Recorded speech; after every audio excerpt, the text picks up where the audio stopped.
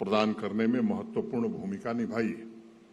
सभी Indian family business award के winners को बधाई देते हुए मैं नेटवर्क 18 तथा वाटरफील्ड एडवाइजर्स को भी साधुवाद देना चाहता हूं, जिन्होंने 5 विभिन्न कैटेगरी के अलावा परोपकार माने फिलैंथ्रोफी का भी अवार्ड इस समारोह में शामिल किया है। अगर हम फैमिली बिजनेस के इतिहास पर नजर डालते हैं तो देश के अमृतकाल की स्वर्णिम यात्रा को देखें तो जो समान तत्व मिलते हैं वो आपस में संबंधित है, जैसे स्थिरता और बेहतर गवर्नेंस। दूसरा मैं कह सकता हूं कि व्यापार की गतिशीलता, जिससे विकास की संभावनाओं का पूरा लाभ उठाने का मौका मिला, और एक व्यापक दृष्टिकोण जिसने बिजनेस को बढ़ाने के साथ करुणा, भाईचारे और परोपकार की भावना से समाज की मदद की है। मैं निश्चय ही इस बात को पूरी जिम्मेदारी से कह सकता हूं कि बिजनेस की नीतियों के अलावा कहीं न कहीं इन तत्वों की मौजूदगी ने भी अधिक तीव्र और अधिक संतुलित फैमिली बिजनेस को फलने फूलने में मदद की है। मुझे स्मरण है 2015 में अल्वरेज और मार्शल की रिपोर्ट में मैंने देखा था कि फैमिली बिजनेस घरानों का नेशनल जीडीपी में योगदान 76 to 75% के करीब है। आज यह आंकड़ा करीब 79 to 80% के आसपास है। थारावत मैगजीन के मुताबिक आज वर्ल्ड वाइड कम से कम 65% एम्प्लॉयमेंट फैमिली बिजनेसेस जनरेट कर रही हैं। वर्ल्ड वाइड अगर देखें तो 70% जीडीपी फैमिली बिजनेस जनरेट कर रही है, और वर्ल्ड वाइड जितने भी स्टार्टअप शुरू हो रहे हैं उसमें 85% स्टार्टअप्स को फैमिली बिजनेस ही फाइनेंस कर रहे हैं। आज 70 से 95 कंपनीज में फैमिली बिजनेस की हिस्सेदारी है।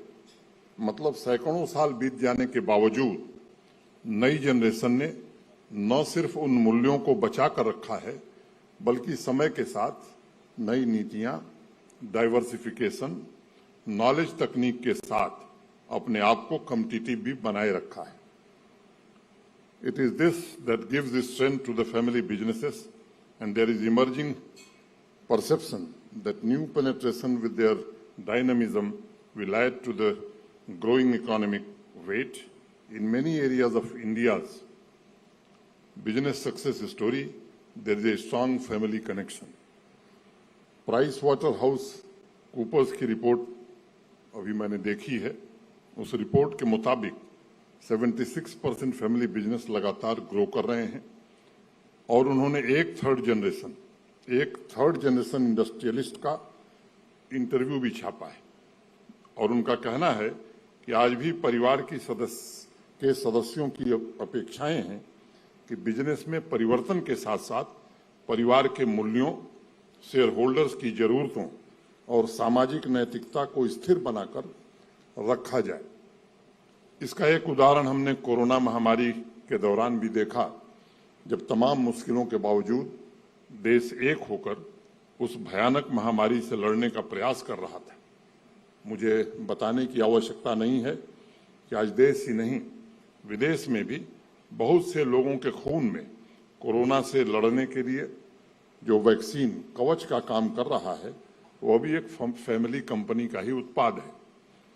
आज जो युवा पीढ़ी है, जो टीनेजर्स हैं, उन्हें भी इस बात का एहसास है, और शायद इसलिए एडवर्टाइजिंग प्रोफेशनल सालों से इस बात को लेकर परेशान हैं कि साहब, बहुत से फैमिली बिजनेस को किसी तरह के विज्ञापन की जरूरत ही नहीं पड़ती। मुझे लगता है कि कस्टमर को ऐसे ब्रांड्स को याद करने की जरूरत नहीं पड़ती, क्योंकि ब्रांड पोजीशनिंग है या जो कमिटमेंट है, ये उस पर आधारित है जो न सिर्फ कस्टमर से घरेलू संबंध जैसा है, बल्कि मार्केट से भी बिजनेस को कॉम्पिटिटिव एडवांटेज देता है।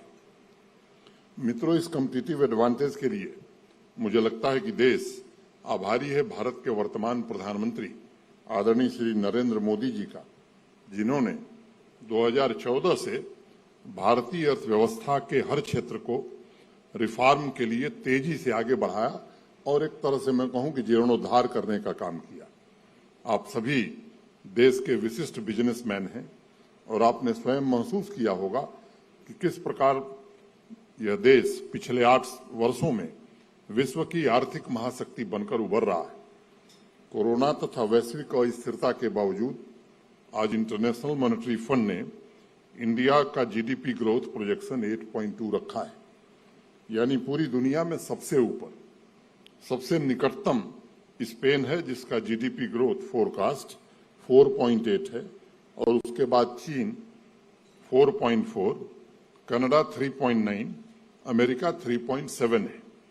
ये इस बात को दर्शाता है कि तीव्र आर्थिक विकास सुधारों में तेजी लाकर ही हो सकता है।